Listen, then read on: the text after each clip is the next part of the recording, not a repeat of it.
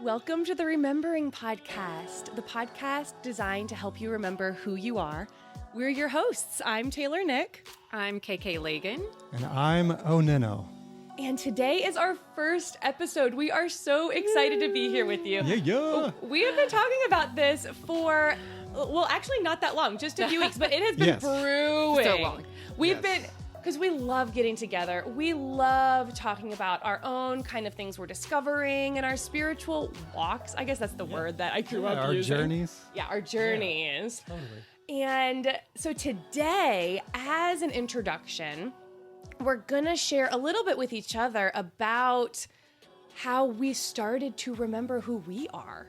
Yes. Mm-hmm. We all have a very similar backstory, which I think is what's attracted us to each other. Yeah. So yeah, we thought it'd be an awesome idea to put on our first episode of the Remembering Podcast, how we kind of went through our individual journeys of remembering the divinity within ourselves. Someone called it the other day to me, the multiple awakenings that we have. And I was like, oh, I've never thought of it as like, this was my first awakening or remembering. And then this was my second layer to that remembering. And so like these different moments in our life where it was like, oh, I remember that enlightenment moment of like, that's actually like just remembering. Yeah. Your soul remembering and waking up. And so there's these big hierarchical moments when that happens. And it's like, you just can't forget it. Well, and the word enlightenment can seem like super epic, but I think it literally, enlightenment, the lights are getting turned on. Oh, I never actually thought about that the way before. That had been in the shadows, and now it's like the lights are getting turned on. Yes. And it's lots of little mini enlightenments and little rememberings, because that's what we've talked about before, is it doesn't feel like something new or a novelty. It feels like, oh, some part of me knew this already. Yeah, like your soul perks up and goes, oh, I know that. That's Just familiar. haven't heard it for a while. And now I want to go down deep, dark rabbit holes about it Yeah. for like months. Exactly. Yeah. Exactly. Research. And I love that you brought up that it is like lots of little rememberings, lots of little awakenings, because I wanted to say, I don't feel like I'm there yet. I love being a part of the process. Yeah. And every couple of days, I'll stumble upon something that perks me back up again. And it's just like this ongoing, beautiful unfolding. Totally. I think that is the beauty of it. It's that it is a process. Yeah. I feel like, not to go like super deep within the first 5 minutes, but Why not? why not? Let's we're go there. here That's why we made this. I feel like the moment of death is the only moment that we fully awaken. Like that's the moment when you shed the body, that your soul will finally be fully awake. Like I'm Who is here. it that said, die while you're alive? Because I want to say it was Jesus, but then I'm like, was it Paul? I can't remember. Yeah, I don't remember Lots who of said spiritual teachers. Lots of spiritual. That you Yeah. die to yourself. And that's, I mean, we can silver lining it. We can Enneagram 7, like put it on like the bright side of everything, like all these little awakenings, all these little rebirths over and over. But every time there's a rebirth, it comes from some other false part of yourself dying. For sure. They For go sure. together. Yeah, that I think the Jesus quote that will go with this is the idea of being born again, obviously. Yeah. And that is implicit of a death process. You know, who you thought you were is no longer there, and you're born anew. Yeah.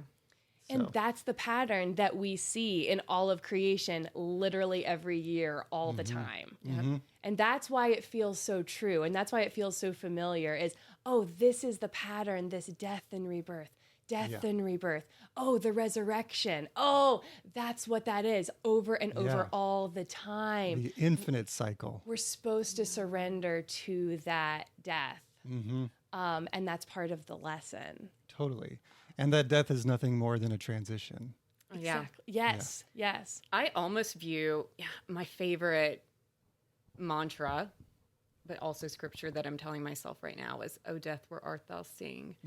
Like the Is that sting. Shakespeare?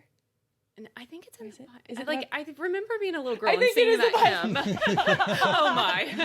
It is a hymn. I'm itching. It's a hymn. So no, but it is in the Bible. I think it's in the Psalms. I will fact check that I'll as fact you. check it, whatever. Anyway, yeah, for me, like for us all, the idea of death is no longer this finite ending of something, but it's actually a rebirth. And like, what a big rebirth when we physically die. We have a lot of these little like spiritual awakening moments where we're like dying and being reborn with a new lens that we see the world through. But like when this physical body dies, whoa, like what a big like graduation. Totally. Graduation day. Totally. Ram Dass said it's taking off a tight shoe. Yeah, Oh, he wow. did. Yeah. I love that. Uh-huh. Yeah. Something that doesn't quite fit ever. Or is a little constricting. Yep. Mm-hmm. Yeah. When our very essence is more expansive. Yeah. Oh, I love that. Well, there's an introduction. Yeah. Welcome to the podcast, Death everybody. and beyond. And Okay. eternal life. So, no. Yeah. How did you wind up here? That's a question I don't know how to answer. Great. Well, yeah, we thought we would share with the people out there kind of our personal life journeys of how we went from growing up Christian and where we're at with that subject now and the larger subject of spirituality. So my journey is very interesting and intense. I'll hit all the major bullet points, but I'll try to keep it to like 10 or 15 minutes. So basically, I grew up in the church. My dad was a pastor. My mom also did a lot of work in the church with him. They were both musicians. And so ever since I was young, I was just in the church 24/7, as you would imagine. Any pastor's kids out there know that this is a life commitment type thing, right? All day, every day. So that was my whole youth. And then as I became a better musician and got into high school, eventually I set my sights on LA and I wanted to get into the professional music scene.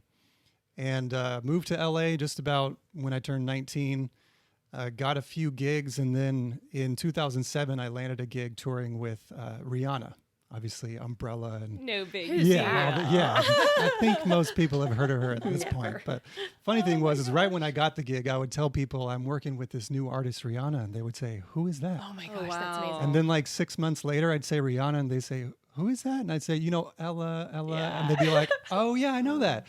And then 6 months after that, you say Rihanna and people start crying and like freaking out, right? Bowing down. And then 6 months after that, I just stopped telling people. Yeah. But that really launched my professional musician life, touring, playing keyboards for her. And then I started seeing the world. And this was where kind of the beginning of my spiritual awakening beyond the church began. Because I was deeply rooted in Christianity. And I don't even want to use the past tense word was, because I still feel very much connected to the teachings of Christ. Yeah. But I started seeing how the church, the kind of fear that they were pumping into my young mind that like Buddhism is evil or like Hinduism is all devil worship. Don't you dare open up those books. Yeah, right. Yeah, don't explore. Them. Don't explore. We've already figured it out for you and it's not good, right? So next thing you know, I'm touring the world and I'm seeing places like India and Hong Kong. And we traveled to over 35 countries in 4 years, playing sold out shows to 12,000, 14,000 people. And so anytime I got to go out and explore, it was so awesome. And the first major moment that had a big impact on me was seeing the Tian Tan Buddha just outside Hong Kong. And if you don't know what it looks like, look it up. Just Google Tian Tan. And it's an amazing Buddhist statue, a meditating Buddha up in the mountains of Hong Kong. So you have to take this long-ass cable car to get out there. And when you're finally there, you hike up like 108 stairs to get to the top.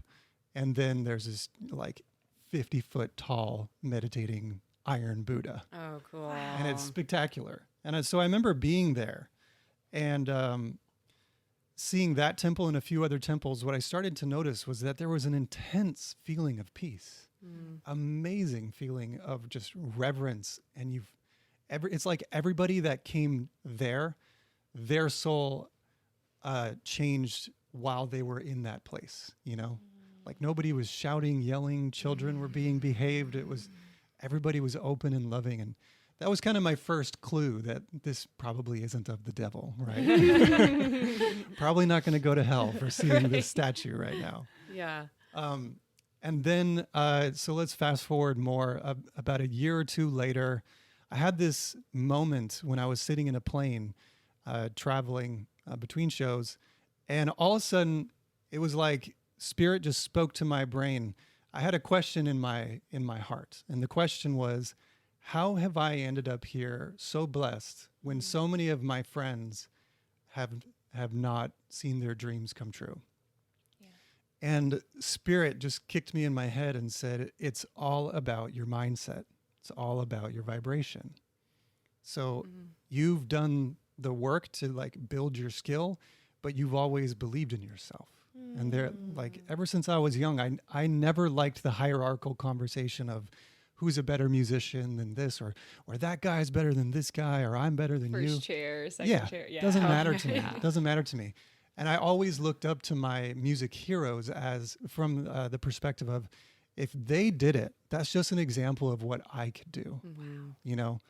And so that moment in the plane is very visceral for me. And Spirit just said, you know, it's all about your vibration. So that, again, opened my mind more.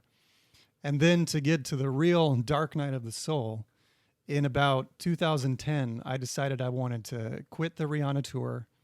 I started becoming very depressed. And it was for many reasons.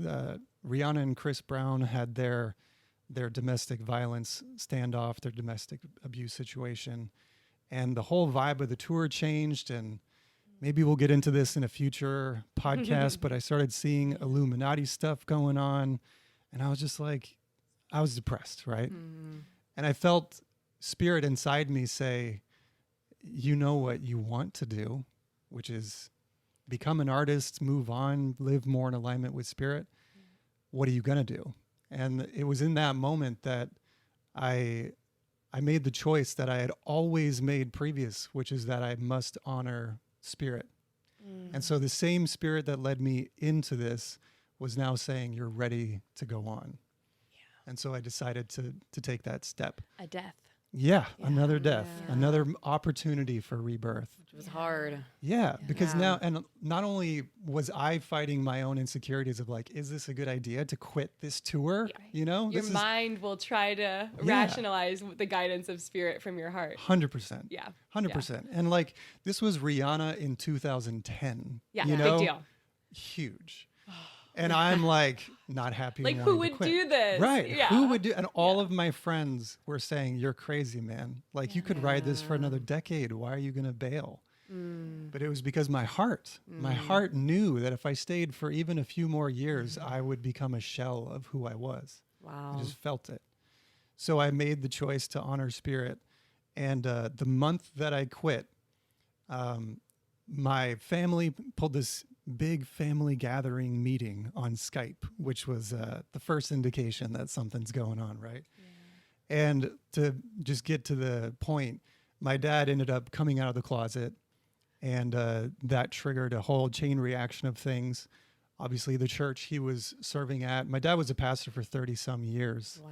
And he was at our church in Salem, Oregon for 7-8 years, something like that. And then the moment that he came out, there was a ton of drama. And again, to just What year was this? This was, he came out in 2010. Oh, so 2010 is a big year for you. Oh, yeah. And it all happened in a month. Wow.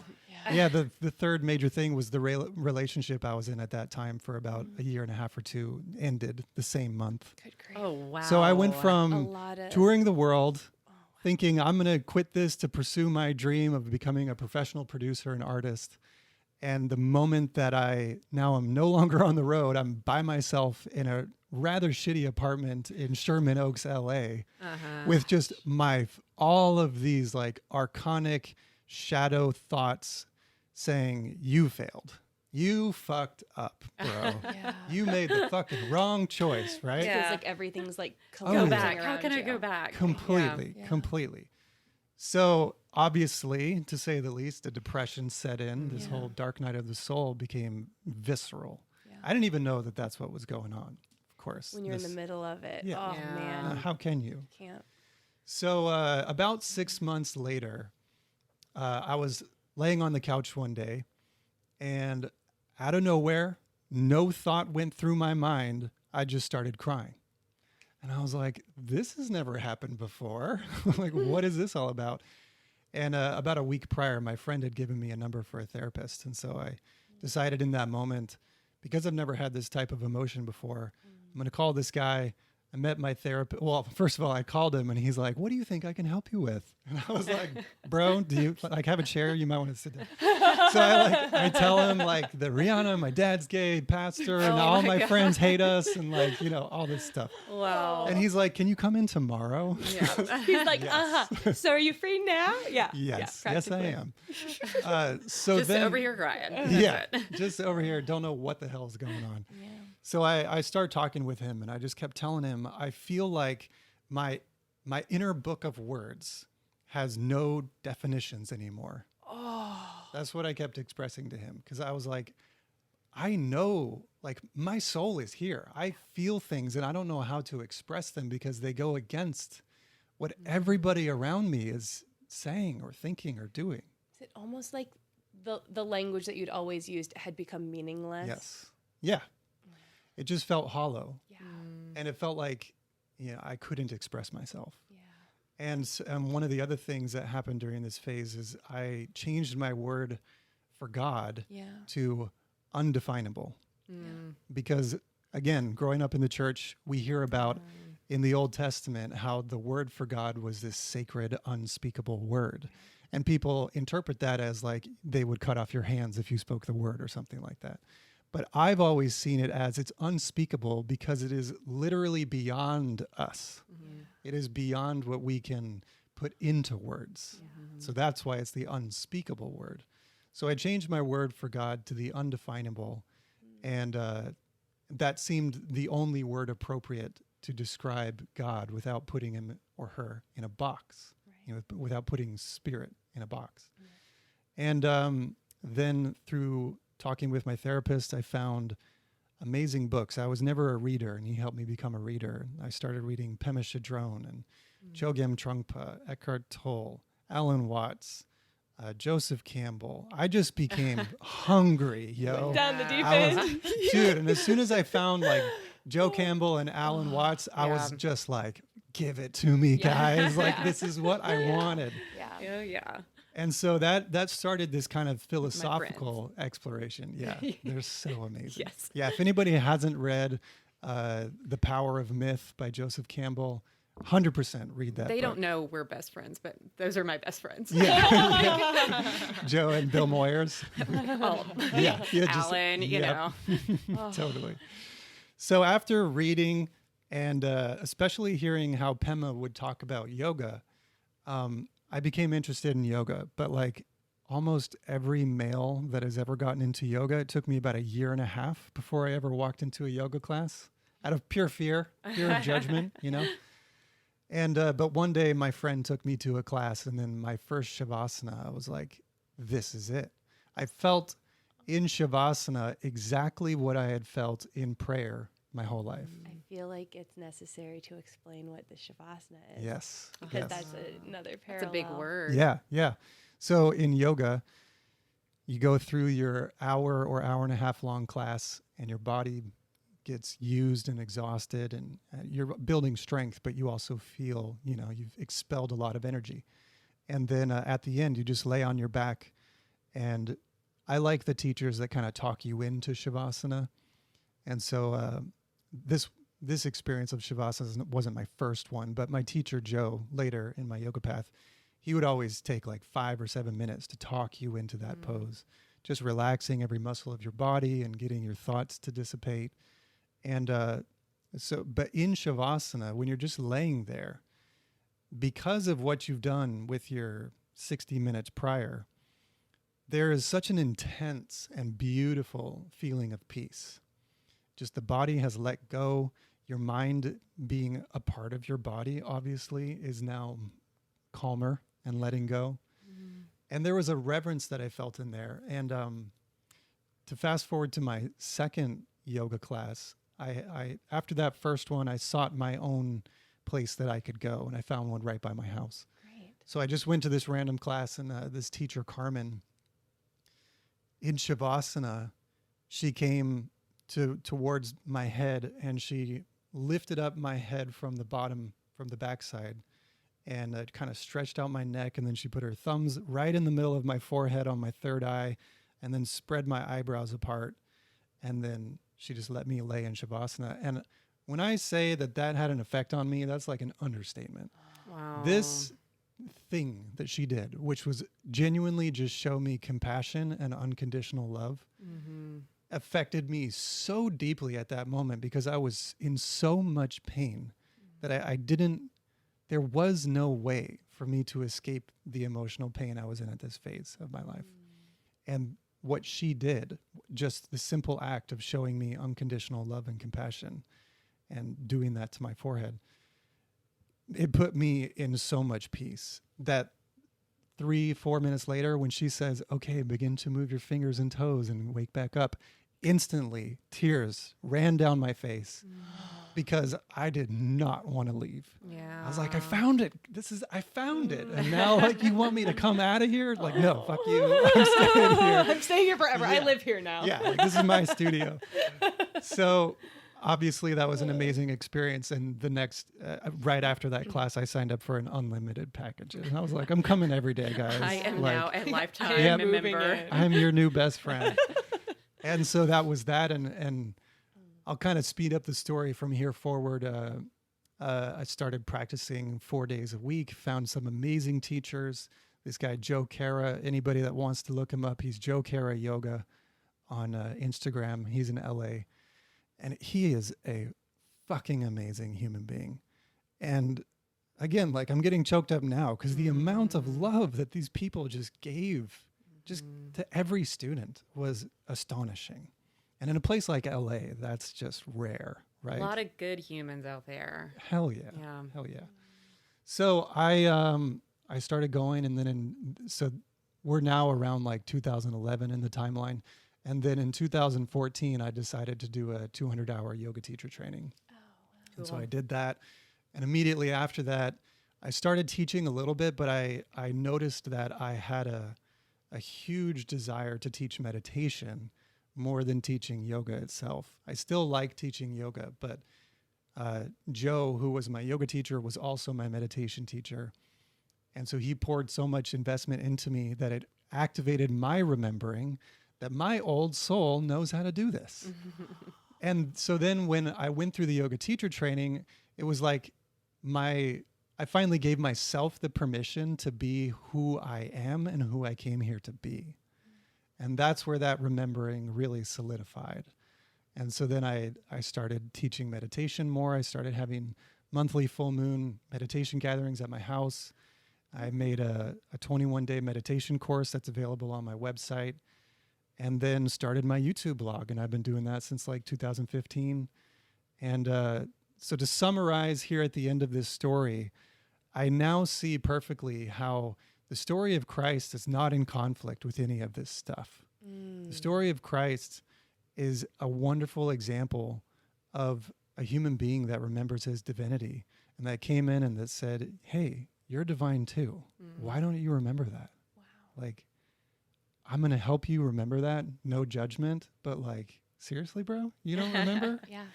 And this idea of that we're born with original sin and that we're fucked up from birth and we have to seek after God's approval is so contradictory to the idea of unconditional love. And human beings do not understand unconditional love.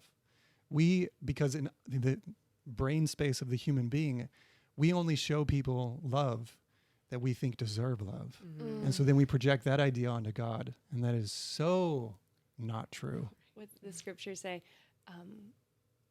God made us in their image, and then we return the favor.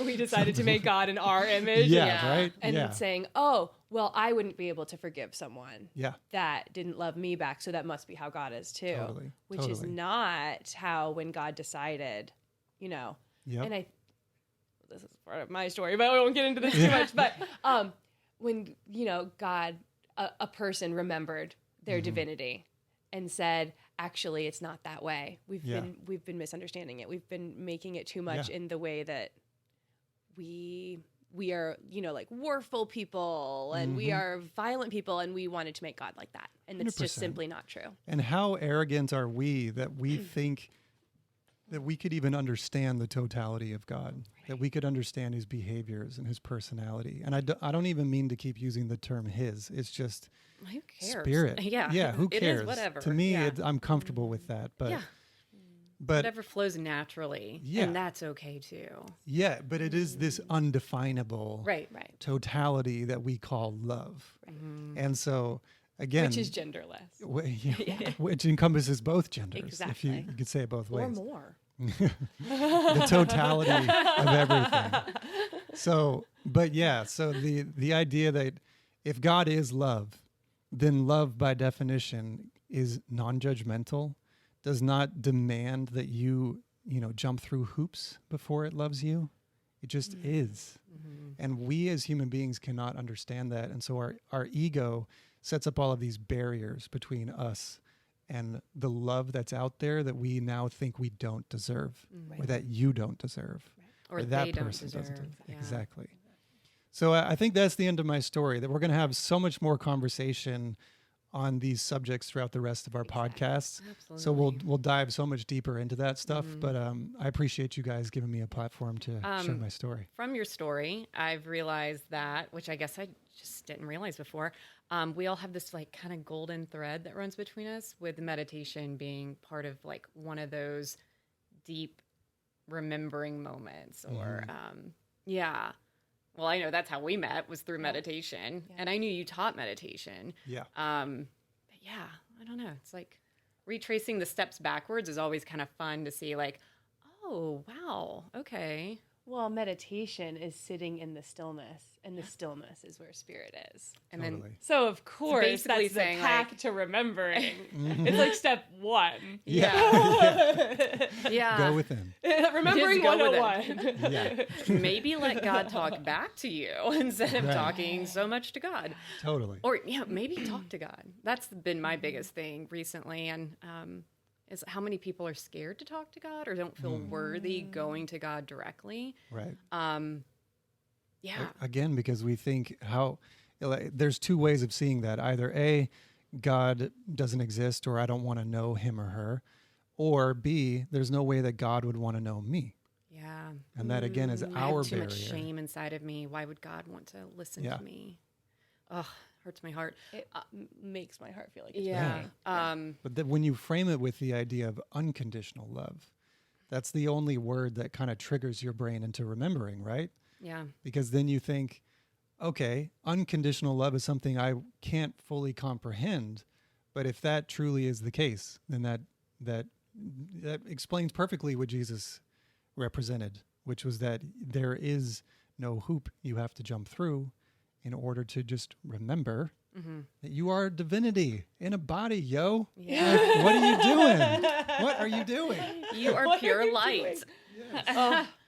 What about you, KK? All Yeah, right. share your story. So, Take us back. take us way back. Gosh, I'm having the best time right now, guys. This is like my favorite thing to do. So I'm so I So know, happy I've good, been I know. repositioned myself, so I'm like super hunker comfy. down, girl. Well, as we all share, I was raised in the church as well. Mine was more kind of, I would say, very, very emotionally based. So the more emotional or the more outward expressions you could show of your devotion and love to God, that's probably as close as you could be to God. So this idea of being in the world but not of the world was very, very much like, at that time, that was kind of my mantra. I didn't know what a mantra was, but I pretty much was like, people I go to school with are in the world. They're not at my church. So like, I'll go to school, but I'm not really going to be in school, like, because these aren't my church. This isn't my church. These aren't my people. Yeah. So it created from the start in my adolescence, this separation of, if people don't think and talk and look and breathe and pray just like I do, then they're just clearly not as close to God. And I can't assimilate myself around that because there was a big saying in my church of like, you can't backslide because if you backslide, you're lukewarm and God wants to spew you out of his mouth. So you rather be cold or extremely hot. And I was like, I'm going to be hot for Jesus, you know? And like, I really embodied that. And it was like kind of insufferable as a teenager. Of course. Yeah. And so I had this. And in your church, you were rewarded for that. Yes, I was wildly rewarded. I was like on youth staff. I was also like leading Bible studies and worship services at my high school in the morning as part of like my mission. And, you know, people came to it. But guys, I really did think I was doing a good work. You know, I was reading my Bible every night. I was really studying the word. I knew the Bible frontwards and backwards. But I didn't understand the word. It was just like, I knew it from one perspective. And I remember I'd get in bed at night and the guilt that would just overwhelm my body if I didn't read my Bible before I went to bed. It was almost like, well, if I don't read my Bible before bed, then God's going to be so upset with me tomorrow. And so I would like, no matter how tired I was like, well, I have to read the Bible tonight. Right. And it was just this like constant beating myself up to like be the best Christian I could possibly be because I had to prove to Jesus and to God how thankful I was that he sent his son down. And it was just, oh my gosh, it was exhausting, guys. So there was that's the fear of God, right? It was and you know, God's a jealous God, you know, and it's like, what? I didn't understand that. It didn't sit right with me even then. But I was just like, well, the Bible says it, and I take everything in the Bible literally because I can't think outside the box at the moment. Right. And so I was like, well. Also, developmentally at that age, you weren't quite there yet either. Right. So I have a lot of grace for like, yes. But at the same time, like, it was a really, really tough road to be on as a teenager. You know, no alcohol. Don't even invite me to a party. Are you kidding me? Like, I'm too righteous so you were for that. Really popular at school. I was so popular. Like, I had lots of friends. Anyway, I mean, I did have a lot of friends, but I wasn't like super popular. Church friends. Anyway, but as far as like growing up and socially in my church, I felt very fulfilled there. So I wasn't really seeking anything outside of my church. But I was keeping up with this appearance of like, I am like perfect and me and God are tight and I'm golden, guys. And then at 19, probably the best thing that ever happened to me ever, because I couldn't fix it. I had to like go with it. Was I got pregnant. And plot twist. Oh yeah. Yep. So it was not like an angel did not come to me and like miraculously like conceive a little baby inside me. So this was a real thing. I might have had sex and maybe before marriage and talk about like you know how Rob Bell talks about like your world is constructed in this little like tight ball of yarn. Yeah. And when you pull it, everything falls apart. And then you like try to put the yarn back together, but it doesn't quite fit the old way it did. So my ball of yarn probably stayed on the ground, a really, really messy ball for years and years and years. And there was a lot of shame and there was a lot of like unforgiveness of myself, but also like just not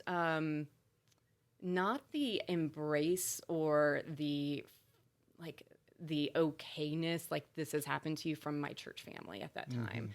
And I really just kind of like went, this mental picture I have of that time in my life is that there was this big giant cave and it was really dark. And I went in that dark cave and I cut everyone out of my life. And I was so mad at God. I was like, I even went through that phase of like, I don't believe in God. And that felt weird when I would say it, like deep in my soul. It was like, I'm mad and I'm going to say I don't believe in God, but I think deep down inside I do believe in God, but I want people to know I don't believe in God. Right. But then there was this inner voice that was like, yes, you do. It's like a defense mechanism. Oh, totally. Yeah. And I always think of it as like the pendulum, you know, the middle path. I'm going to talk about Taoism a lot because that's my jam. But for so long, my pendulum was so far, like, let's say, radically right. Exactly. Because I was so fanatical in Christianity.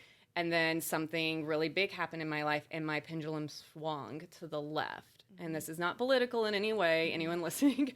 It just swung the opposite direction. Yeah, spectrums. It went from yin to yang. It really, but I mean, as opposite as it could, because that's what inertia does. I mean, that's the laws of physics. It has to match. It has to match. So it did. It matched hardcore.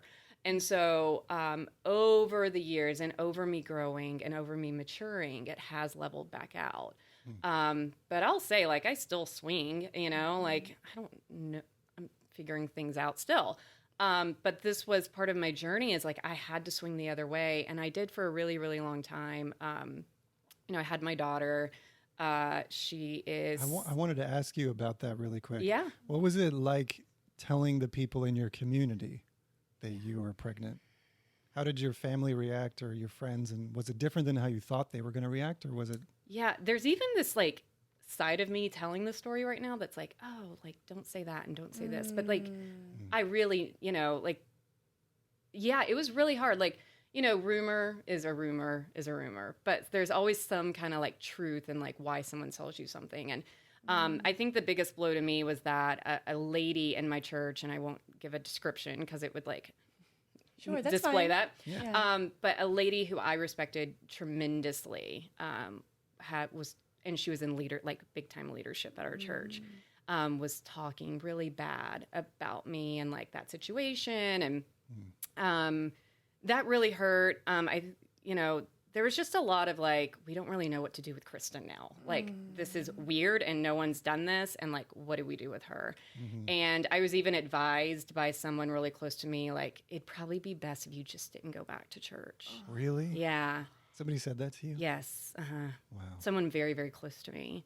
And I know that they were protecting me, but at the same time, like, I was so young. I was 19, 20, trying to figure life out. Like, I was a kid having a kid. So I was like, okay, I'm going to not go back to church. I don't want to deal with it. Wow. And I just kind of shut myself off. But I will say, when I was in high school, I always snuck off to the library during lunchtime to read those really like wild books that I couldn't like. There was this like secret side of me that was like, what is Hinduism and what is Buddhism? And that's how I rebelled. And so there's always like this kind of yearning inside of me to like, around the library to read about Eastern religions, philosophy. Right, yeah. And even they had like a pagan book, and I was like, ooh, witches, like, what is this? So curious, but I couldn't tell anyone that I was curious about it. And I know that was my soul, like really thirsty for that, but I wouldn't allow it at the time. Anyway, I had my daughter, and things were great. Figuring out how to like raise a baby. Yeah. And you were doing it by yourself? Well, I had gotten married. So at 20 to, in the rectify everything in the right eyes of God, we did get married. I was 4 months pregnant when I got married. So like, guys, I don't even remember, like, it was lots happened in like a very short span of my life. But at 24, I learned about Copernicus. And this was kind of like one of those, that interest of other religions and everything were there. And I really liked science. I've always been kind of a science geek. But in the church, raising up, like they said, don't question who's speaking the word of God to you.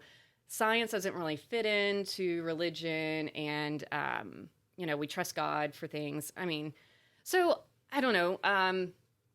I kind of went through this philosophy path for a little bit, learned about Copernicus, learned, that he discovered that the sun did not revolve around Earth, but rather we revolved around the sun, which, and I knew that, but at the same time, I didn't realize that was kind of like the narrative of that time. And that was the control for those people at that time, that's how the authorities controlled the people, is like, we are the center of the universe. That's how much God loves us. And then the sun actually revolves around us. And Copernicus discovered this, and he was like, I want to tell everyone, but I mean, this will destroy the faith that's been created in this land, village, whatever it was at the time. So I found that fascinating for me. And then he actually kept that knowledge to himself till he was like on his deathbed. Right. Wow. And then he told, his discovery, and then there was just a lot of, rewriting of history books. And the church, that establishment of the church at that time, really had to like figure out like, oh, wow, he just totally threw a wrench in our system. Yeah. And so Copernicus was kind of like a really big deal for me. And then Tesla, I really got into Nikola Tesla just through a series of things. And he fascinated me, like, beyond words. He's a pretty incredible dude. Yeah, like he's definitely like an anomaly in our society. And 100%. like, yeah, I love that story. But I would say in 2012, so fast forward, 24 got a divorce, by the way. So I was like, Copernicus led to your divorce. Nikola Tesla, and then Had an affair with Nikola Tesla.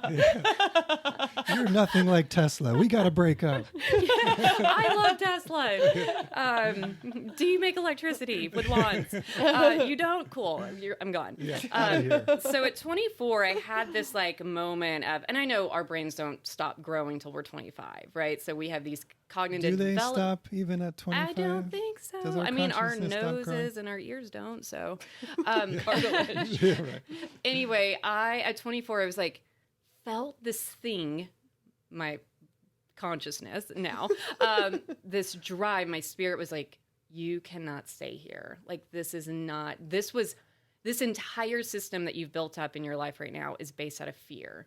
Fear to please God again. Fear to make sure your family approves of the fact that you got pregnant outside of marriage. And for some reason, I was still trying to like redeem myself with my old church system and like people like that. Like, even though I didn't want to go back, I like wanted to prove my worthiness again. Tribalism is really powerful. Yeah. I mean, it's our base level of how we experience the world. Like, Totally.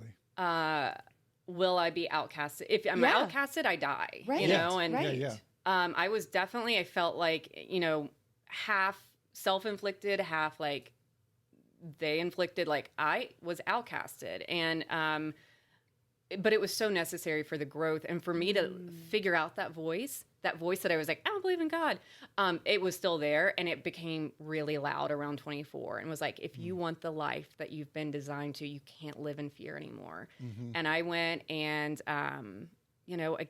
against everyone, decided once again, like, I have to do this for myself. And I did. And I went and got a divorce and never questioned, like, if it was right or wrong. Like, it just was. Yeah. And it felt right.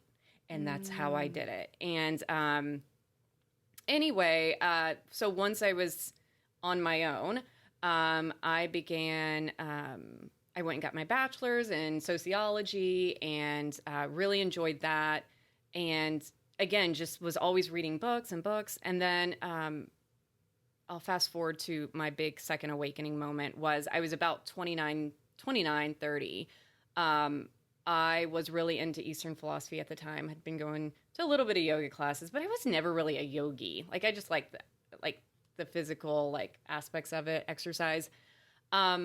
I just really a book nerd, and I've just really got into some books. And at the time, my daughter's grandfather moved out to LA, and he was married to this woman, and she was a belly dancer, and she like wore a bindi in her forehead, and to me, she was a wild.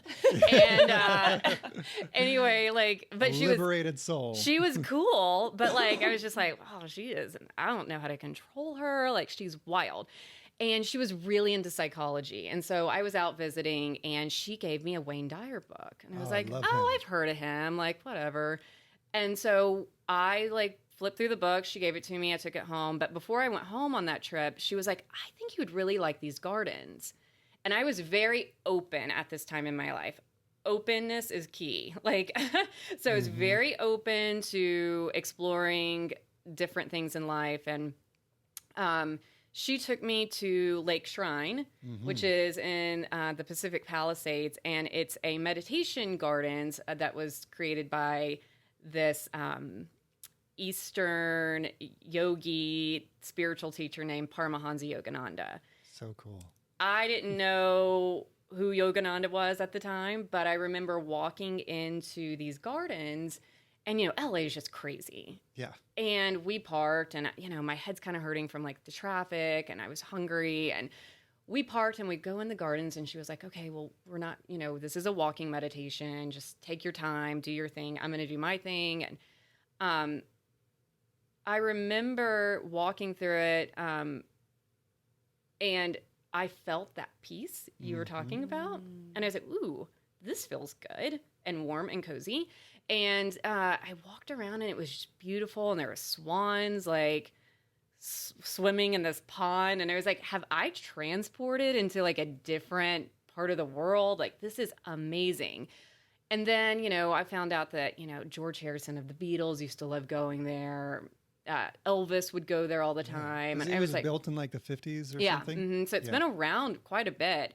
And I was like, this is so phenomenal. I can't believe I didn't even know this existed. And I've been to LA a ton. Yeah. People that live in LA, I'm like, oh my God, you go to Lake Shrine? They're like, what?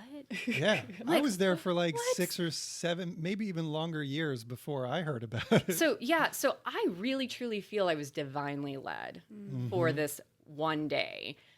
And I get through it, and at the very end, there are these rose bushes. And there's like, I mean, they're giant. I mean, they're tended to every day and probably given like superfoods. And they're giant and big and perfect. And they're divided into separate separate pods. And in front of each one, so there's like this huge white, huge red, huge pink, huge yellow, and maybe one other. And in front of it, it has the major religions of the world in front of each rose bush. And it's pretty much, you know, then I think Yogananda had said something like, all religions in the world, it's like many paths, one God. Yeah. It doesn't matter what path or what rose color you are, we're still all roses. Yeah. And I was like, that is what I have been seeking for my entire life. Because this idea of like my way or the highway, so many people that have never been, you know, raised the way that I have are going to go to hell.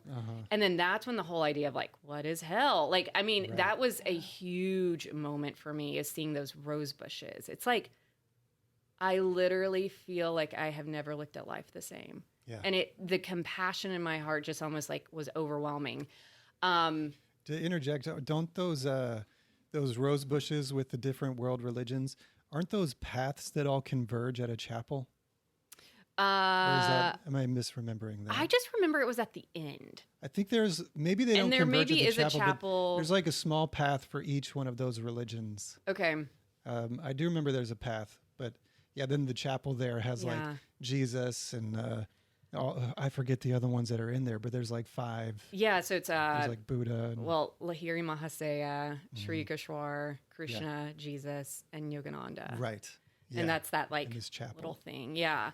So I became super fans of all 5 of them. Like, I was like, give me more. I need more. You know, what is this? And kind of like your yoga experience, like you went and signed up for a training. And so I started reading the autobiography of a yogi. Yeah. And it was during my reading of that, I decided to go back to school to get my master's in psychology. And it was just this like knowingness within me, like, you need to go do this. And I prayed. I was like, if this is something I'm supposed to do, you just have to open the doors, and I'm just going to do it.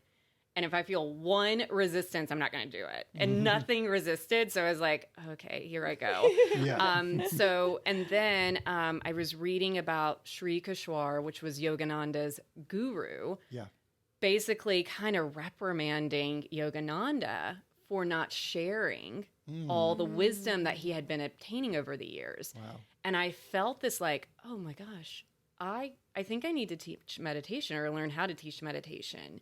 And that is when I signed up for the Ananda organization. I went through their course and got certified to teach meditation, like a specific way, but it gave me a really great foundation and base to do that. That's awesome. And yeah, so that's in a nutshell, that's how I am where I am. I think that is a good beginning to my story. Yeah. So you actively teach meditation? I do. Well, yeah. So when I was in school, which I just graduated, so I can kind of start exploring. I was actually texting a gal earlier about starting privates with her. Cool. Yeah, I also work in at a practice for therapy, and one of the main components of this specialty which is DBT, dialectical behavioral therapy, is mindfulness training. Oh, awesome. So I'm always kind of like leading mindfulness in some of these classes and online therapy workshops and stuff. So great. Yeah, so it's great. So great. Yeah. Never knew that that's, yeah. What a wild all story. about vibration. Yeah. So before we move on to Taylor, what is one thing looking back on your Christian life, what's a higher perspective that you feel like you have now that all of this stuff helped you see? Good question. I have a lot of patience. So I'm going to go to Taoism again because that's just where I default now. I love Taoism, not because it's a religion, just because it's a way of life. It's like Buddhism. Yeah. Mm-hmm. And the idea of like compassion, simplicity, and patience. Mm-hmm. Those are the three things that Lao Tzu said at the end of the text. It's like, those are the three things that I am trying to teach you in this book. And that is what Jesus taught. And so for me, taking like bigger, higher perspective is like, there are like what Jesus taught, his words that I held so deeply in my heart for so long, they are so much more expansive now. Totally. It's so much bigger and so much more love encompassing and mystical and exciting than it ever was was.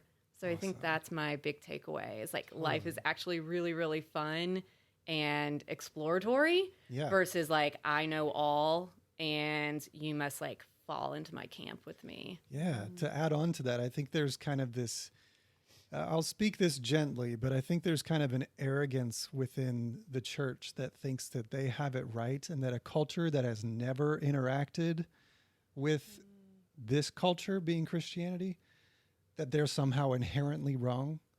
It's like, why don't you think that God is big enough to give us all in our own language an understanding of how to find him? Right. Yeah. Is there because if you rewind the clock and go back thousands of years, India never talked to Europe or whatever, on the eastern continents, they were a little bit more connected. But, Native American, like the Navajo never talked to a Hindi. Right. Like those conversations never happened. How arrogant would it be for either one to be like, you're just inherently wrong? Right. I'm sorry you were born over there, but God hates you and you're going to hell. Guess what? You're going to burn forever. So. Yeah. Sorry about your luck. We're right. Sucks to be you. Yeah.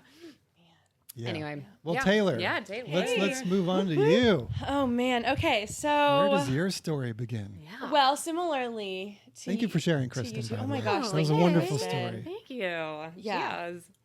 I'm feeling a little, not insecure, but like, I feel like you guys had like really bold experiences and mine was a little more suburban. Absolutely I love not. it. Well, your story is but yours. it takes all kinds of kinds, It right? does, So yes. It does. yeah, so I grew up in the Christian church. It was Casual Baptist. Is there such a thing? It's not like the official Did you get title. to wear jeans to church? We definitely wore jeans. That's cool. I mean, jeans. We had drums and electric guitars. We had multimedia presentations. My mom was on the programming committee, and so she was on like this like team of, I don't know, 5 or 6 people that would get together and figure out what the next series of sermons was going to be, and if it was about seasons in life, then they would figure out, how are we going to decorate the sanctuary, and they would put like colored fall leaves everywhere. It was like very artistic, very interactive. And so being that my dad was on the worship team and my mom did programming and directed dramas, because we did dramas. Oh, yeah. We did little skits, one scene demonstrations of whatever the topic was that week, which is how I got into theater and stuff. I did dramas. I did ribbon dancing. Ribbon dancing. I did choreographed sign language. Yep. So cool. And then by the time I was in high school, I was doing the choreographed sign language. My mom would be like, okay, we think a choreographed sign language routine would be really great for this sermon. Yeah. It would really help, give everyone a visual for what we're talking about. So can you put something together to this song? And I was like, sure. I'd call my girlfriends and be like, we got another one, guys. Let's do it. Let's get the gang together. Let's go to Walmart and pick out our outfits. Yeah, exactly. Exactly. I love it. I had the best time. I actually really loved it. And it was the kind of church that it was on the smaller side and it was really casual. And I was in the youth group and I sang in the band in the youth group. And all of my best friends were in the band in the youth group. So every Wednesday they'd come over to my house. We'd play Foursquare at the basketball courts. We'd go to band practice. After youth group, we'd go to Starbucks. Like, we had our routine, and I loved it. I loved my tribe. I loved my friends. And I had, cool friends. I mean, I thought they were cool. But they were, they listened to, hardcore music and, Under Oath. And we would always, they would play shows with, their other bands, at the, local venues. And it was it was a really fun teenage life. You didn't listen to just Christian music only? Oh, Under Oath is Christian. Oh, okay. But, Christian. Oh, I know. Christian. I was into Under Oath, too. Oh, yeah. But I forgot that they were Under Christian Oath band. is from... So there was, a huge, Christian punk hardcore skate scene in Central Florida. Of course. Yeah, So- Florida. That makes sense. Does it? I mean, we're so similar, though, because this was me in Portland, Oregon. And Portland, So funny. we would go to shows all the time, and we would go to Christian shows. We'd go to non-Christian shows, but they were still playing with the Christian bands because it was all similar genres. Yeah. There was a Christian music festival called Cornerstone that we'd get really excited about every year. I don't think I've ever been to that one. I think it was based out of the Midwest. And then there was one that they did in Orlando. So we would go to the Orlando one. Gotcha. But it was really fun to grow up in this Christian emo scene. Yeah. Where it was Clearwater, Florida. It's a hurricane. We're depressed for Christ. Right, exactly.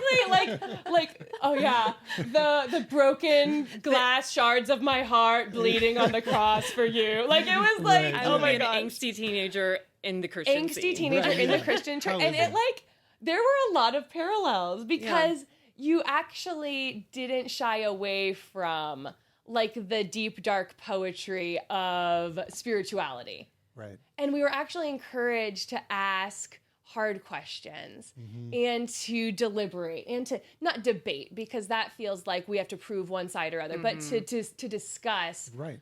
This feels incongruent to me. What's going on here? So that being said, for as open and poetic and mysterious and artistic as the church was that I grew up in, some of the more rooted theological beliefs were pretty darn conservative. I remember asking my mom as a kid, there's a lot of other religions. How do we know that we're the right one? Right. We're staking a lot on this. Yeah. And I hope we're right. I think I was in 5th grade or something. And I remember her saying, well, that's what faith is. We just believe the Bible and that's all we can do. Yeah. Which is an honest answer for where she was at in life, you know? And she's trying to guide me to live. I mean, Christianity for her was a saving grace growing up in a really dysfunctional home. And she was able to walk herself to the church down the street and have a sense of peace and a break from, a hard home to grow up in. So for her, it's this is what saves us. Yeah. And so I respect that too. And then I also have issues with, the church that I grew up in particularly was pretty strict about who should get married. and waiting to have sex until you get married. When you say who, do you mean like gay Like marriage? a man and a woman Right. should get. And that's the only thing acceptable under the eyes of God, because it was Adam and Eve, and they were male and I was Adam and Eve, not Adam and Steve. I know. Always I sticks remember out. hearing that joke, but Yeah, I'm gonna me have a sip too. of water real Yeah. quick because I'm talking so much. Yeah, the first time I heard that Adam and Steve joke, I was like, yeah, that's right. And now I'm like, terrible. who was I? It's terrible. I know. Yeah. And I actually have I don't have a ton of regrets, but the few regrets that I have were being a teenager or being in college and someone sharing with me and coming out to me and me not showing them unconditional love. And me saying, I love you as a person, but that's not what God wants for you. You know, and I don't believe that anymore. And but that's how I was raised. Sure. And it was like, well, if I have all of this beauty and music and devotion and prayer, that's this faith, well, I can't get rid of the stuff that just because it makes me feel uncomfortable, you know, maybe I just don't understand it yet. And as a teenager, you take a lot of what your elders tell you and authority figures tell you. So I guess it was in college, be like having teachers and professors and being like, oh, they're really smart. They say this is a bunch of crap. Why do I believe this? And starting to ask questions there. Yeah. Where did you go to college? I went to Florida State University. Okay. I went for fine art. And what city is that? It's in Tallahassee. So it's Okay. northern Florida. So it's actually much more like the South. It's much more like Georgia than where I grew up. Okay. Which, yeah, like central Gulf Coast Florida does not feel Southern at all. It feels like kind of like Midwestern almost. Okay. Like, yeah. yeah, so then I did a lot, I made a lot of choices for my life based on what my parents advised me were good choices. And I thought my parents' life looked pretty great, so they must know what they're talking about. And so I married the guy I fell in love with when I was 17 years old. That's so when I was 20 years awesome. old. And we're still married. Yeah. It's like, it is really great. I mean, he is thankfully. pretty great. He's pretty rad. Yeah. But I don't know that I would have gotten married at 20 years old or waited to have sex until I got married, which I've told that story on my podcast. It was awkward. But I don't know that I would have done that, you know, if I hadn't grown up in the church with those strict rules. I did it, and I felt like a rock star for doing it. I was like, I'm waiting, guys. Yeah. Yeah. Like, it's going to be the Here's best. my badge of, like, see my badge. Oh, Yeah. my My badge. virginity And then badge. guess what happened? It wasn't the best. It was so awkward. So, you know, there's some gray room there. But yeah, right. excuse me, getting over some allergies. Oh, you're good. So I got my degree because my mom told me she wanted me to get a degree. Yeah. And I started working at a place doing graphic design because my mom said that was a really, reliable thing to do. All true things. Yeah. It is nice. It is, helpful to have a degree, and graphic design is a really reliable field. But I remember going to get my nails done one day because I grew up cutting my friend's hair in the kitchen and doing everybody's hair and makeup for dances. I always wanted to go to cosmetology school. Yeah. My mom was like, it would be a much better idea to get your college experience. You don't want to miss out on that, which I value too. But one day I got my nails done and I was so envious of the nail technician because I just thought that it looked like the most fun job in the world. And I said to her, I was like, I always wanted to go to beauty school and I never did. She's like, so go. Yeah. Why not? She was just like this normal middle-aged woman, like just doing her job. But I took it as the word of the Lord. Yeah, Like, she gave you permission. So go. Yeah. And I was like, Yeah. why am I not going? Why not? And that was probably one of the first decisions that I made that was led by my heart and led by my spirit that was counter to what I had been told by my tribe. And what I have found since then is every time I feel guidance from inside and I follow it, especially if it contradicts with something from my tribe, it grows my connection to my own spirit and it grows my own connection to God. Yeah. Because it has to be personal and it can't be something that you've inherited from others. Totally.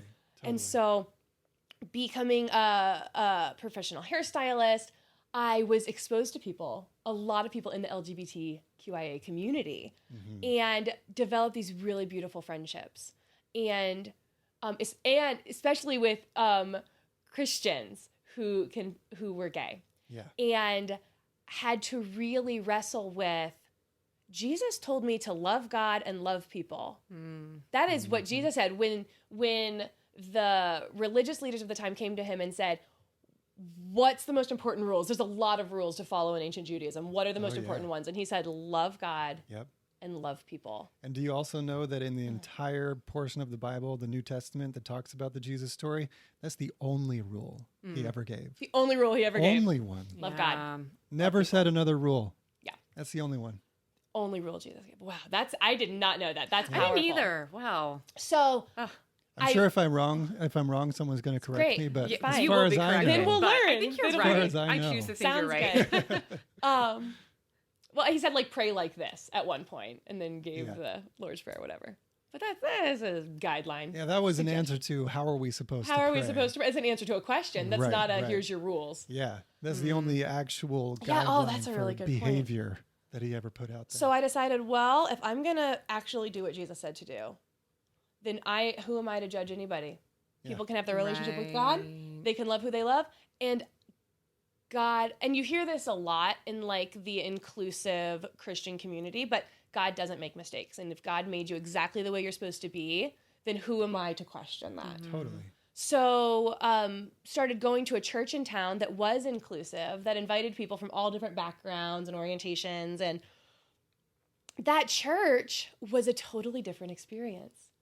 It felt like the church I grew up in, plus or minus the more legalistic views. Yeah. It was creative and fun and participatory and poetic, but it was also, we're not here to say what God can only say. Yeah. And Totally. we are only here to offer love to absolutely everybody and serve absolutely everybody, regardless of what boxes society has put you in, culturally or sexually or anything. We are here to bring everybody together and to take down all of the walls that culture puts up, which is what Jesus did. Yeah. It was take down walls, take down walls, take down walls. Eat with people he wasn't supposed to hang out with, you know? Right, yeah. Stay with people he Spreading wasn't love. supposed to hang out with. Exactly. So that was pretty revolutionary for me in my own walk. And it was at this church that they quoted people like Joseph Campbell and Richard Rohr and Alan Watts and Rob Bell and Peter Enns. And so I started reading. And it has rocked my world. And it was actually at this church that they started talking about the importance of meditation. And this is a Christian church. They call themselves a progressive Christian church here in Nashville. But Well, meditation is in the Bible. it's Nobody Jesus ever was talks always going about off by himself. to meditate. What do we think he was doing off by himself in the woods all the time? Yeah, and my dad, sorry to interject, but Please. my dad he has his master's in theology. Yeah. And he talks all the time about how prayer and meditation show up hand in hand all throughout the Bible. Yes. And yet we never talk They're about the two sides meditation. of the coin. There's the talking and there's the listening. Exactly. I've literally been told in the South, sorry, Taylor. No, yeah, go.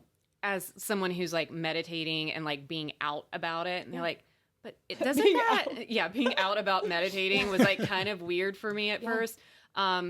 I had someone tell me, but you're exposing yourself to evil spirits, Yes. and they can enter your body through your third eye. And I was like, who told you I this? heard this too. Like, I heard this in the church I oh grew my up with. goodness. Was Yeah. meditating is making yourself vacant.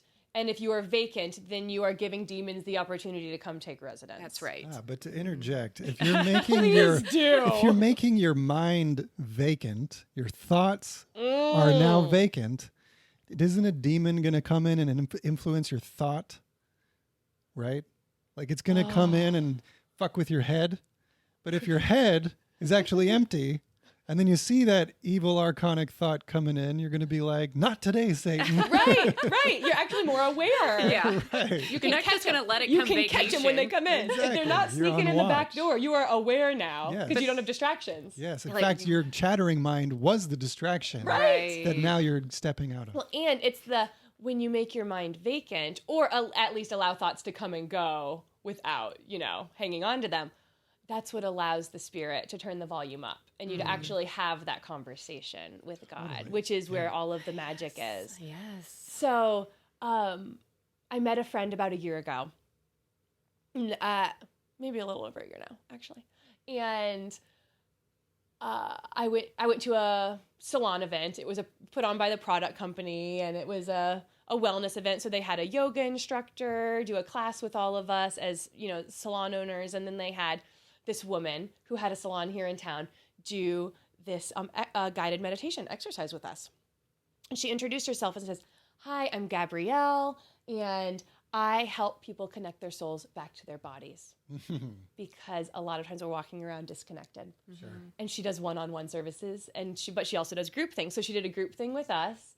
And then we started talking to her. I was like, I'm so interested in this because I've been learning about inner beauty, and I think that has something to do with seeing the soul in someone else, and I don't know how to relate that. We should talk. So we developed this friendship, and I ended up going and have a private session with her. And that was one of the first times I was able to drop down.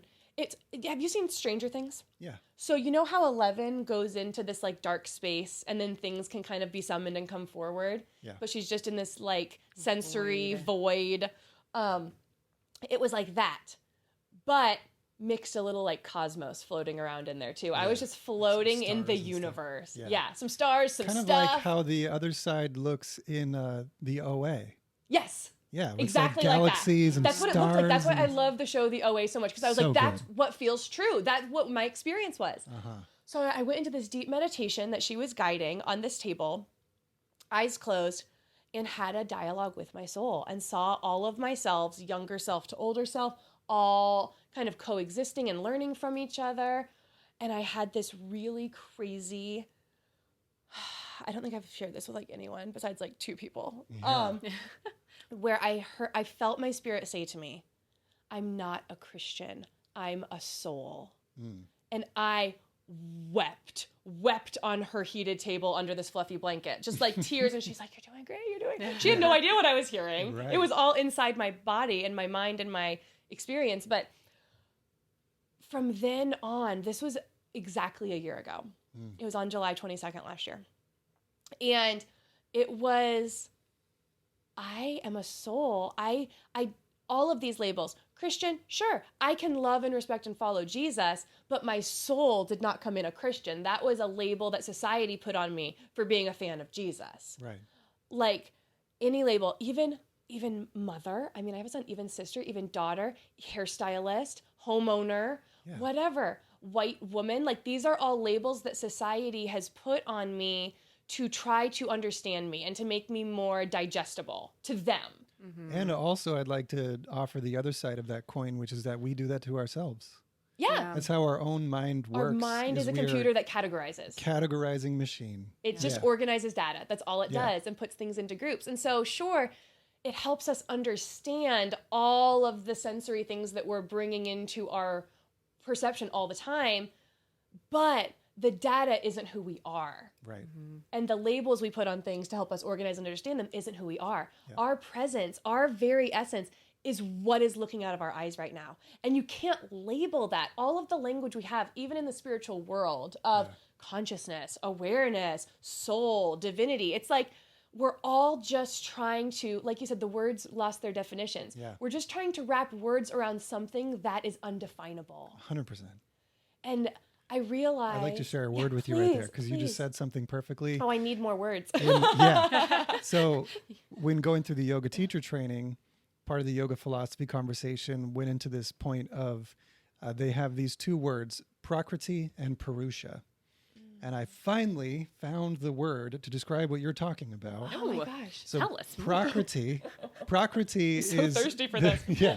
Prakriti is the Sanskrit word that basically describes all of the manifested universe. It's your body, it's the water, it's the trees, it's your house. Prakriti is the phenomenon of nature. Prakriti. Matter. Yeah. Prakriti. Okay. Prakriti. Okay. Prakriti. And there's like a K in there. Prakriti. Yeah. And then Purusha is the spirit behind looking through and perceiving all of the phenomenon. 100%. And so it's like, and so it gives a language to The this. form and the spirit that animates it. Yes. Yeah. And they are connected. They are one in nature or in manifestation, whatever, in the universe. But yeah, Existence. but yeah, having the verbal ability to talk about I guess in our language, we would say like nature and the soul, but that still doesn't like, It's like Cut it. seeing It's a not full body enough. when the soul has left the body, and Right. you go Yeah. to the funeral home and you're looking at this dead person. yeah, it's just matter. It's just matter. The The life force energy. is Yeah. gone. Totally. Yep. Yeah. So that's where I find myself now is studying these teachers that teach us how to better identify with the spirit side of it and less with the form side of it, because the form side is swayed by, materialism and fear and hormones and survival. And when we get that fear and survival mentality going and we get those thoughts chattering, that's when we have a hard time sitting back, sitting in our deep self, our deep soul self that isn't swayed by all of those things. Totally. Because it's infinite and it doesn't fear all of those things, which parallels so much when I think back about what Jesus is talking about. You don't have to be swayed by those worries. Yeah. What you have is everlasting. You can drink of the spirit of life that's inside of you. You don't have to rely on all your possessions. Sell your possessions. They're not important. This is what Jesus was saying, but it means so much more to me now that a few years ago, I was raised, church is your community, church is where your foundation is, church is where you get your integrity. And I could not find a church in Nashville to save my life. Before we found this other church that our gay friends recommended to us. And I remember hearing my spirit inside say, maybe if God wanted you to be at a church, it wouldn't have been this hard. Maybe you're not supposed to be in a church, quote unquote, right now. Maybe you're supposed to learn to relate to God in a different way. And it was terrifying to me. Sure. But that path is what led me to meditation and what led me to these teachers. Alan Watts has a book called The Wisdom of Insecurity. Oh, that's one I haven't read. I remember Alan when you were reading Watts. it. Yeah. Oh my Is it gosh. amazing? It will shake shit Yeah, I up. bet. That's So- what he does. Yeah, every it's once what in a he does. while, every once in a while on this journey over the last year or two, I find myself falling into this like deep pit of, I don't know if depression is the right word, but I guess it's the dark night of the soul that you talk about, where after the week, I'm exhausted. Yeah. Saturday night, sitting on my couch, watch a sad movie, and all of the things I've been using to distract me fall away. And I feel like what King Solomon said in Ecclesiastes. What is the point of all of this? It's meaningless. You work so hard and then you die. You save up all this money and then people squander it. You do this work and then people steal it from you. Like, what is the point? Everything is meaningless. And I would find myself sitting on the couch crying to my husband, being like, everything is meaningless. What are we so obsessed about all the time? Why are we trying to live up to all these rules that society's telling us to? And just feeling like the rug was ripped out from under me, like I was falling through space. And then having this realization, oh, I read about this. Alan Watts talks about the wisdom of insecurity. That this isn't the moment of chaos and insanity.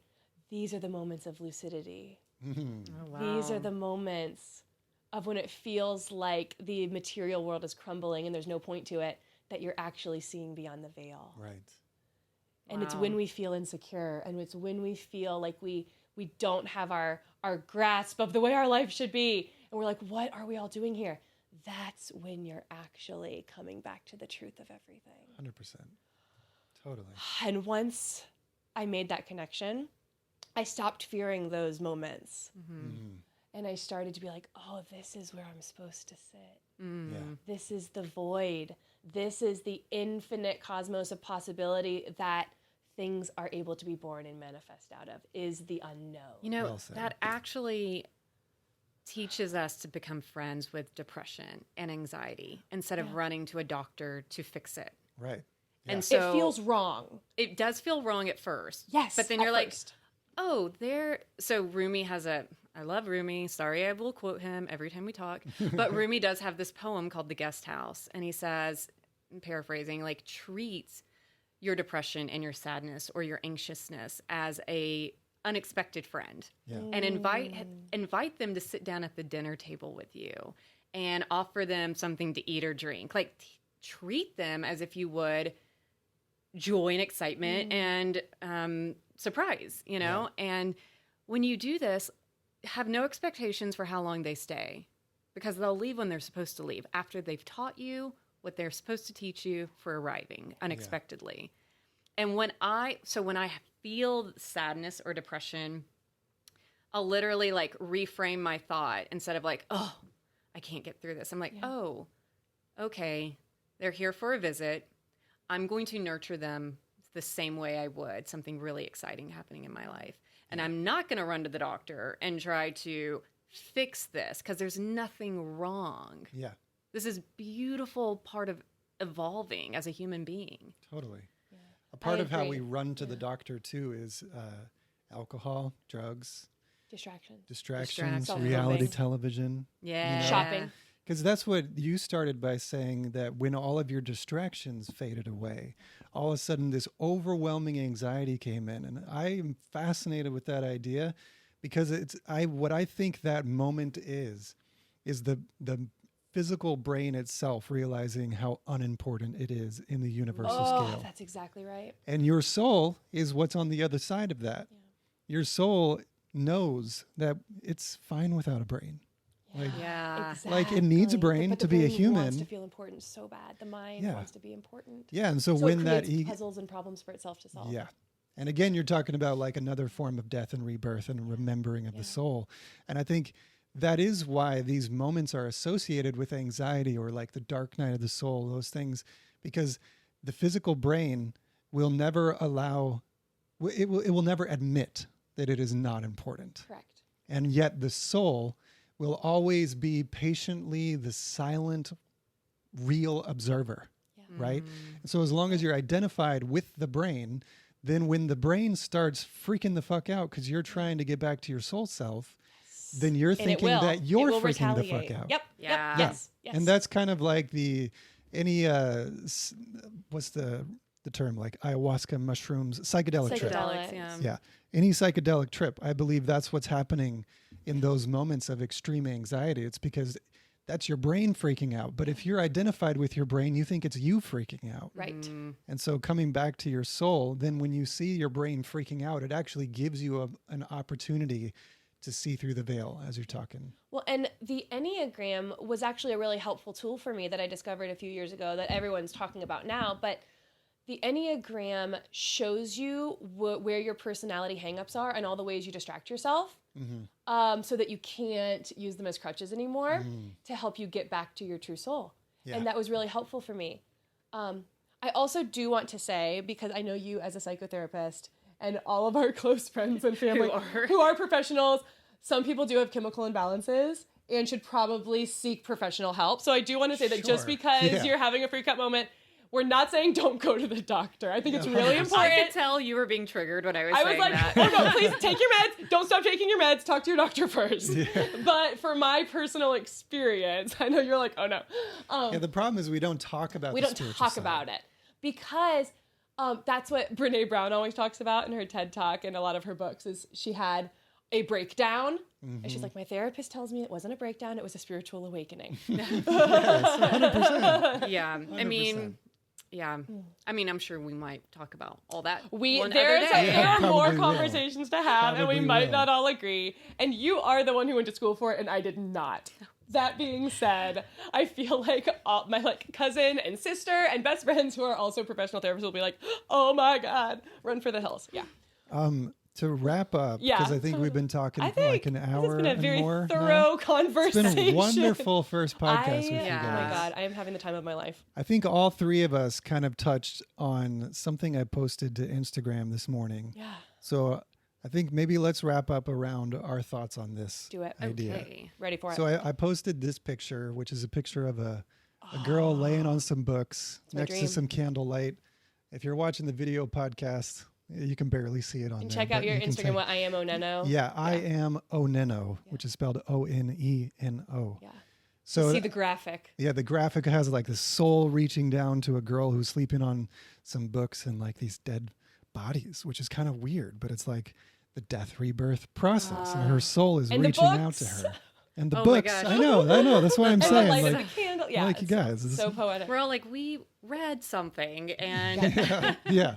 So the caption on this image says, "Your own soul is your guru. Quiet the mind and listen to your higher self." Oh my God, that's the thing. Yeah, that's the thing. And then I want to read what I wrote beneath it. Yeah, please do. And then we should talk about this and wrap up. So I wrote, in a world that shouts its opinion of who you should be, it is an astonishing act to seek the guidance of spirit within you. For me, when I feel and hear spirit's guidance in my heart center, it turns into conviction. I do not care what the world thinks of me at that point. I only care to fulfill the message that I have received from the divinity within me. This world is temporary, but spirit is eternal. So with all due respect, fuck your popularity contest. Ooh. Amen. All right. Oh my God, that's the thing. That's all of it. That's the whole thing. I have thoughts immediately. May I share? Share. First? Go. Okay. So what I've been learning about inner beauty and outer beauty over the last few years, that's been my mission. That's been what I've been reading. Everything about a lot of the spiritual awakening stuff that I've had has been from trying to figure out what our true beauty is and where our true essence comes from. And it's led me on this path of remembering who I am. So much of our outer beauty is based on what society has told us we should be, what our parents have told us we should be, what TV and movies say we should look like, what Instagram says we should look like, all of these expectations, what our ideal weight should be we be tan, what we should wear. So much of outer beauty is trying to appease all of the outer voices and the outer perspectives directed back towards us. But inner beauty is learning to identify with the soul inside of you, the divine inside of you, and living out of that place. Because when you live from the inside out instead of from the outside in, that's where your confidence comes from. That's 100%. Where your integrity comes from, your conviction, your hope, your optimism. That's where all of that comes from. All of the things that we say we want comes from remembering how to live out of our soul instead of our mind. Yeah, and I associate it with the word authenticity. 100%. Yeah. Yeah. Because I think if you look at a child, they're the best example of what authenticity is. They have no other way of being. As an adult, perceiving the child, you might try to shape that and be like, that's wrong, that's right, don't do that, do this instead, don't say that, don't behave like that. And then we put all these conditions on that child's authenticity. And we've all been that child. And then when we start going through puberty, and there's this age around like 7, it's pre-puberty, but around 7 or 8 is really when that part of our self-reflective mechanism kicks in. And then we start adapting those rules much more to the point where they develop these insecurities and they develop these shadows within us. And so then as an adult, I think this is why the shadow work is important. Healing the inner child is important, because that inner child within you is still there. It's still you. Like your soul is ageless. So who you were as a child is who you are. Yeah. And then who you've become, if you love that, then you've done your work already. If you don't love that and you got all of these shadows, you got to get back to that source of who you are, which can be found in that inner child, and then live authentically from there. And then when you're in that state, you will attract people that resonate with that because their inner child is active. Yeah. And then anybody that judges you and hates you for that, it's clearly seen as a reflection of their own lost connection with their own inner child. Correct. And so you can kind of actually show them compassion instead of just, getting right back with anger and revenge. Yes. Oh man, that's what it is. Yeah. Kristen, any thoughts? So quickly, it reminds me, well, probably because we were talking about Alan Watts earlier, but when I was younger, being your own guru. For me, when I was younger, I always admired people that were really strict and they had everything together and, they knew what they wanted in life. And not to say that that is not a good quality to have, because, we do have a brain to control for a reason. But at the same time, when I started reading Alan Watts, he always mentioned this idea of like having rascality inside of you. What's that mean? Being a rascal? Oh, a rascal. Being a little rascal, having this rascality. Oh. And I was like, ooh, and the way he says it in his like little English voice was so adorable. I love listening to him. Yeah, I love listening to him. The best. So I have noticed when I meet an adult, much like when I meet a child, that's kind of has like this like rascally side about, like they approach life with like fun and playfulness and A little mischievous, but little like a bit fun like, way. Yeah. I'm just like, I kind of dig that now over the other. Like, that is really, really cool. And it's very rare because we do get in this like idea of like, well, I have to be this way because I'm this old, and at this age I have to have this much, and I have all these children, and yes, be responsible. I'm not saying don't be responsible with a human being, but like there's a playfulness that we can. It's almost like that spirit with that girl that was on top of those books. Yeah, we have this higher self, and being in tune with that. Actually, it's almost like I'm not here alone. I have a playmate to do this life with, and it's me as well. And man, I'm just gonna have some fun, and I'm like gonna play jokes, and I'm not gonna like worry, not worry. Being more lighthearted, and you can feel that when you meet someone. 100%, you can. We project that from our heart center. Totally. So that's what I got. And even when you're talking about responsibilities can still be a truth of your reality while maintaining your playfulness. If you see life as just this boring bog of I got to get shit done, that's never going to work, and you're going to go to the grave being pretty depressed. Right. But you can be this, like when I look at somebody like Tony Robbins, what I see is enthusiasm. And that dude does way more than I want to do in my days. Sure. But like, holy shit, he does it with such enthusiasm that I'm like, I want to be like that. Yeah. Even though I don't want to be like that. Like, I don't want to be that busy. You want to have I'm that saying. fire. Yes. And that excitement. Yeah. I've never liked being the guy that speak works on stage for 18 16 hours a day. straight. No. But I love that he kind of proves the example that being busy, if that's your calling in life, like you'll know because it can be your joy. you'll be playful about it. Yeah. You will actually inspire your teams and the people around you. And this is a conundrum that I think we'll unpack as we move forward in the future. But all of the spiritual teachers say being is what it's all about. But our society is so focused on doing that we have forgotten how to just be. Yeah. But the problem is life requires doing sometimes. Yes. You've got to take the trash out and you've got to pay the bills. And so how do we, and not that we have to answer this right now, but I'm curious to explore and learn better how to be present, be being while doing and having fun in the doing. Yeah. And having it serve the being. Yeah. My short answer to that would be it's all about integration because these are not opposites. And even in my own self, Not dual. It's not dual. Yeah. It isn't. And even in my own journey, I went through that long phase of like, I don't want to be human, I don't want human responsibilities. Like, and even extended to like, I don't need to eat food. And So inconvenient to wash my hair. Stand in the light. The bane of my existence. Exactly. I know. Yeah, me too. But I think the healing that kind of helped those thoughts in me, those extreme thoughts, was that it's integration. My soul is my body is my soul. Yeah. There is no separation. Right. There may be a separation upon death, but is it going to be a separation or a revealing of more of my true nature as beyond my body? But I will still be a form. I will still have an awareness of me, Yeah. Whatever that looks like. Is. Yeah. But I the fundamental, like, how do you know what you really are? You have to go through all these questions that reveal what you're not. And that's kind of the Upanishads way, what they call the neti approach. I am not this, I am not that. Dying to all of these different false parts of yourself.